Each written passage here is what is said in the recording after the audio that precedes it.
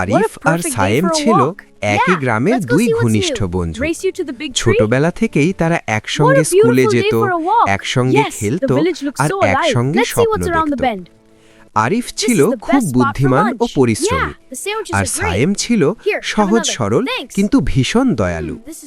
গ্রামের সবাই বলতো এই দুই বন্ধু যেন একে অন্যের শক্তি। একদিন বর্ষার সময় গ্রামে ভয়ঙ্কর বন্যা এলো। নদীর পানি বেড়ে গিয়ে অনেক বাড়ি ডুবে গেল।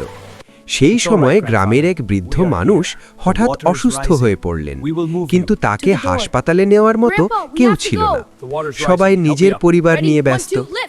আরিফ আর সায়েম খবরটা শুনে দেরি না করে ছুটে গেল। চারদিকে পানি, রাস্তা ভেঙে গেছে, নৌকাও নেই। সায়েম একটু ভয় পেলেও বলল, বন্ধু, মানুষটা যদি বাঁচে সেটাই আমাদের সার্থকতা। আরিফ নিজের পড়াশোনার টাকা দিয়ে কাছের বাজার থেকে একটা ছোট্ট নৌকা ভাড়া করল। ঝুঁকি নিয়েই তারা বন্যার পানির মধ্যে দিয়ে বৃদ্ধ মানুষটিকে হাসপাতালে নিয়ে গেল।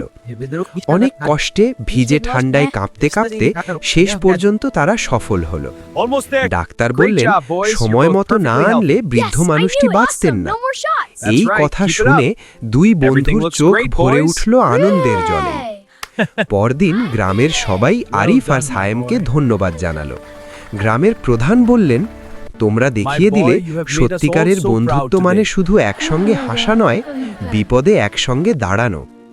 সেদিন আরিফ বুঝল টাকার চেয়েও বন্ধুত্ব বড়, আর সায়েম বুঝল সাহস মানে ভয় না থাকা নয়, ভয় থাকা সত্ত্বেও সঠিক কাজ করা।